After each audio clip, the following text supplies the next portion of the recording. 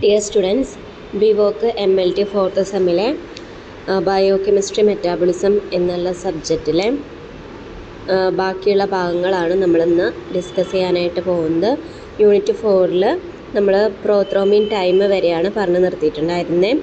Next പറയുന്നത് എസ്പാർട്ടേറ്റ് amino transferase ASTനെ കുറിച്ചിട്ടാണ് പറയുന്നത്. ASTയുടെ നോർമൽ റേഞ്ച് 8 തൊട്ട് 20 യൂണിറ്റ് പെർ ലിറ്റർ ആണ്. ഇതെന്ന് പറഞ്ഞിട്ടുണ്ടെങ്കിൽ മാർക്കർ ഓഫ് ഹെപ്പാറ്റോസെല്ലാർ ഡാമേജ്. നമുക്ക് ഹെപ്പാറ്റോസെല്ലാർ ഡാമേജസ് ഒക്കെ വരുമ്പോഴാണ് നമുക്ക് ASTനെ കുറിച്ചിട്ട് നമ്മൾ അതിൻ്റെ റേഞ്ചസ് നമ്മൾ നോക്കുന്നത്. സാധാരണയായിട്ട് നമ്മുടെ സിറത്തിൽ ഹൈ ലെവൽ AST കാണപ്പെടുന്നത് ക്രോണിക് ആയിട്ടുള്ള ഹെപ്പറ്റൈറ്റിസ് ഉണ്ടാകുമ്പോൾ ലിവർ സിറോസിസ്, ലിവർ ക്യാൻസർ ഒക്കെ വരുമ്പോഴാണ്. അടുത്തത് അലാനിൻ അമിനോ ട്രാൻസ്ഫറേസ് ആണ്. അലാനിൻ അമിനോ ട്രാൻസ്ഫറേസ് എന്ന് പറഞ്ഞു കഴിഞ്ഞാൽ ALT എന്നാണ് നമുക്കതിന് ഷോർട്ടാക്കിയിട്ട് പറയുന്നത്. More liver specific than AST, അതായത് നമുക്ക് ഈ AST പോലെ തന്നെ നമ്മുടെ ശരീരത്തിൽ കാണപ്പെടുന്നതാണ് ALT, അലാനിൻ അമിനോ ട്രാൻസ്ഫറേസ് എന്ന് പറയുന്നതും. ഇതിൻ്റെ നോർമൽ റേഞ്ച് മെയിൽസിൽ 13 തൊട്ട് 35 യൂണിറ്റ് പെർ ലിറ്ററും ഫീമെയിൽസിൽ 10 തൊട്ട് 30 യൂണിറ്റ് പെർ ലിറ്ററുമാണ്. ഹൈ സിറം ലെവൽ നമുക്ക് അക്യൂട്ട് ഹെപ്പറ്റൈറ്റിസ് ഒക്കെ കാണപ്പെടുമ്പോഴൊക്കെയാണ് ഹൈ ആവുന്നത്. മോഡറേറ്റ് ഇലവേഷൻ കാണപ്പെടുന്നത് ആൽക്കഹോളിക് ഹെപ്പറ്റൈറ്റിസ് ഉണ്ടാവുന്ന സമയത്തും മൈനർ ഇലവേഷൻ കാണപ്പെടുന്നത് സിറോസിസ്, അതുപോലെ തന്നെ hepatitis C, non alcoholic steatohepatitis ഇതൊക്കെ വരുന്ന സമയത്താണ്. പിന്നെ നമ്മുടെ പ്ലാസ്മയിൽ ഒരു കുറച്ച് ദിവസത്തിനുള്ളിൽ തന്നെ ഇത്തരത്തിലുള്ള എന്തെങ്കിലും അസുഖങ്ങൾ ഉണ്ടെങ്കിൽ നമ്മുടെ ALT കാണപ്പെടുന്നതാണ്.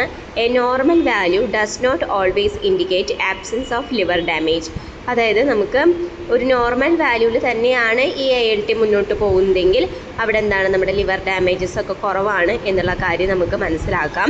അതുപോലെ തന്നെ obese but otherwise normal individual may have elevated ALT levels, അതായത് നമുക്ക് ചില നോർമൽ ഇൻഡിവിജ്വൽസിലും ചിലപ്പോഴൊക്കെ ALT ലെവൽസ് കൂടിയിട്ടൊക്കെ നിൽക്കുന്നതൊക്കെ ആയിട്ട് കാണാനായിട്ട് സാധിക്കുന്നതാണ്.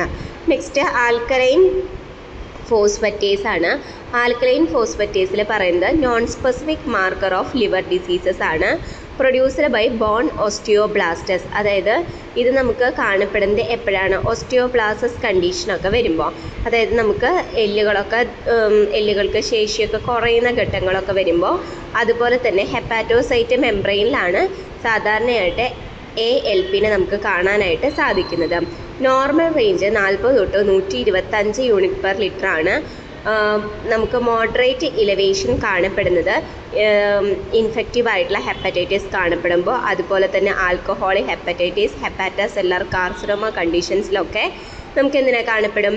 മോഡറേറ്റ് ഇലവേഷനിലായിട്ട് ALP കാണപ്പെടുന്നതാണ്. ഹൈ ലെവല് ഒബ്സർവ് ചെയ്യപ്പെടുന്നത് എക്സ്ട്രാ ഹെപ്പാറ്റിക് ഒബ്സ്ട്രക്ഷൻസ്, അതുപോലെ തന്നെ ഇൻട്രാ ഹെപ്പാറ്റിക് കോളിസ്റ്റാസിസ് കണ്ടീഷനിലും ഹൈ ലെവല് കാണപ്പെടുന്നത് ബോൺ ഡിസീസസിലുമാണ്. നെക്സ്റ്റ് ഗ്ലൂട്ടാമൈൻ ട്രാൻസ്ഫറേസ് ആണ്. GGT എന്നാണ് നമുക്കതിനെ ഷോർട്ടാക്കിയിട്ട് പറയുന്നത്. സാധാരണയായിട്ട് ഗ്ലൂട്ടോതയോൺ സിന്തസിസിലൊക്കെയാണ് ഇതിനെ യൂസ് ചെയ്യുന്നത്. പിന്നെ നോർമൽ റേഞ്ച് 10 തൊട്ട് 30 യൂണിറ്റ് പെർ ലിറ്റർ ആണ്. മോഡറേറ്റ് ആയിട്ട് ഇലവേഷൻ സംഭവിക്കുന്നത് ഇൻഫെക്റ്റീവ് ഹെപ്പറ്റൈറ്റിസ് വരുമ്പോഴും, അതുപോലെ തന്നെ പ്രോസ്റ്റേറ്റ് ക്യാൻസേഴ്സ് ഒക്കെ വരുമ്പോൾ മോഡറേറ്റ് ഇലവേറ്റഡ് ആയിട്ടുള്ള GGT കാണപ്പെടുന്നു. GGT ഇൻക്രീസ് ചെയ്യുന്നത് alcoholic deposit. Normal liver function ടെസ്റ്റുകൾ നമുക്ക് ചെയ്യുന്നത് വഴി നമുക്ക് ഈ GGT ഇൻക്രീസ് ചെയ്തത് നമുക്ക് കണ്ടുപിടിക്കാം. Highly sensitive to detecting alcohol abuse, അതുപോലെ തന്നെ ധാരാളമായിട്ട് മദ്യപിക്കുന്നവരിലൊക്കെ ഹൈലി സെൻസിറ്റീവായിട്ട് നമുക്ക് ഗ്ലൂട്ടാമൈൻ ട്രാൻസ്ഫറേസിനെ അഥവാ GGTനെ നമുക്ക് കാണാം. നെക്സ്റ്റ് കാർഡിയാക് ഫങ്ഷൻ ടെസ്റ്റുകളാണ്. കാർഡിയാക് ഫങ്ഷൻ ടെസ്റ്റുകളിൽ ഫസ്റ്റ് വരുന്നത് കാർഡിയാക് ടെസ്റ്റുകൾ നമ്മൾ എന്തിനു വേണ്ടിയിട്ടാണ് ചെയ്യുന്നത്? നമുക്ക് ഹാർട്ടിന് എന്തെങ്കിലും തരത്തിലുള്ള പ്രോബ്ലം ഉണ്ടോ, അതുപോലെ തന്നെ നമ്മുടെ കാർഡിയാക് ടിഷ്യൂസിന് എന്തെങ്കിലും തരത്തിലുള്ള ഡാമേജസ് വന്നിട്ടുണ്ടോ എന്നുള്ള കാര്യങ്ങളൊക്കെ നമ്മൾ അറിയുന്നതിന് വേണ്ടിയിട്ടാണ് കാർഡിയാക് ഫങ്ഷൻ ടെസ്റ്റുകൾ ചെയ്യുന്നത്. അപ്പോൾ സാധാരണയായിട്ട് നമുക്ക് കാർഡിയാക് ഡിസീസസ് ഡയഗ്നോസ് ചെയ്യുന്നതിന് വേണ്ടി ഏതൊക്കെ ടെസ്റ്റുകളാണ് ചെയ്യുക എന്നുള്ളതാണ് വരുന്നത്. അപ്പോൾ നമുക്ക് കാർഡിയാക് ഫങ്ഷൻ ടെസ്റ്റുകൾ ഏതൊക്കെയാണെന്ന് വെച്ചിട്ടുണ്ടെങ്കിൽ CK വരുന്നുണ്ട്. CK എന്ന് വെച്ചിട്ടുണ്ടെങ്കിൽ creatine kinase, CKMB, LDH lactate dehydrogenase, SGOT, troponin, myoglobin, lipid പ്രൊഫൈലിൽ ഏതൊക്കെ കാര്യങ്ങളാണ് വരുന്നത്? ലിപ്പിഡ് പ്രൊഫൈലിൻ്റെ അണ്ടറിൽ വരുന്നത് cholesterol, triglyceride, HDL cholesterol, LDL cholesterol, VLDL cholesterol, LDL or HDL ratio, LDL or total cholesterol, apolipoprotein A1, apolipoprotein B എന്നുള്ള ടെസ്റ്റുകളൊക്കെ ചെയ്യാം. സാധാരണയായിട്ട് നമുക്ക് എന്തൊക്കെ കാർഡിയാക് ഡിസീസസ് ആണ് നമുക്ക് ഡയഗ്നോസ് ചെയ്യപ്പെടുന്നത്? മയോകാർഡിയൽ ഇൻഫ്രാക്ഷൻസ്, അതായത് അറ്റാക്ക് എന്ന് നമ്മൾ പറയും. പിന്നെ കൊറോണറി ആർട്ടറി ഡിസീസുകൾ വരാം, അതെറോസ്ക്ലിറോസിസ് ഒക്കെ വരാം. നെക്സ്റ്റ് CK എന്ന് വെച്ചാൽ ക്രിയാറ്റിൻ കൈനേസ് ആണ്.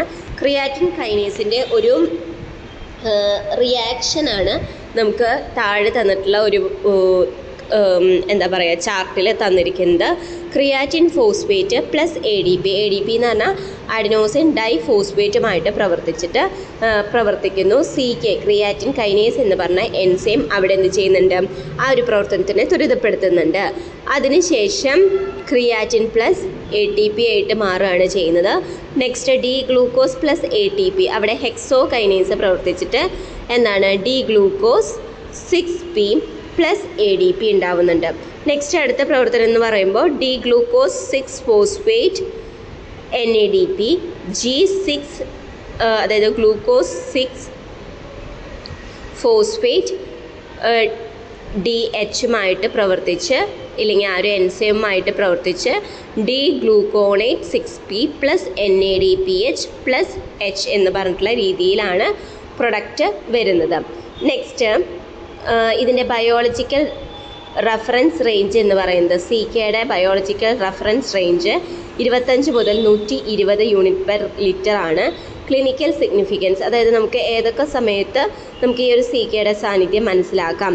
അതായത് CPK creatine phospho kinase activity is increased in ബ്രെയിനിൽ നമുക്ക് CKBB എന്ന് പറയുന്നത് 1% ആണ്. അതായത് ബ്രെയിനിൽ അതിൻ്റെ പ്രവർത്തനം 1% ആണ്.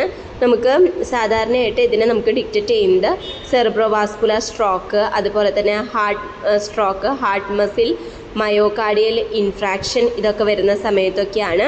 അതുപോലെ തന്നെ അക്യൂട്ട് കൊറോണറി സിൻഡ്രോം ഈ സമയത്തൊക്കെ നമ്മുടെ അതായത് myocardial band creatine kinase myocardial band എന്ന് പറയുന്നത് 5 to 10% നമുക്ക് എന്ത് കാണാം? ക്രിയാറ്റിൻ കൈനേസിൽ നമുക്ക് നമ്മുടെ ശരീരത്തിൽ കാണാം. ഇനി സ്കെലിറ്റൽ മസിൽസിൽ, ഇപ്പോൾ സ്കെലിറ്റൽ മസിൽസിൽ എന്ന് പറഞ്ഞെങ്കിൽ നമ്മുടെ എല്ലുകൾക്ക് എന്തെങ്കിലും തരത്തിലുള്ള പ്രശ്നങ്ങൾ വരുമ്പോൾ, ഇപ്പോൾ ക്രഷ് ഇഞ്ചറീസോ മയോപ്പതിയോ പോളിമയോസൈറ്റീസോ ഒക്കെ വരുമ്പോൾ നമുക്ക് 85% ആയിട്ടാണ് നമ്മുടെ ശരീരത്തിൽ കാണപ്പെടുന്നത്.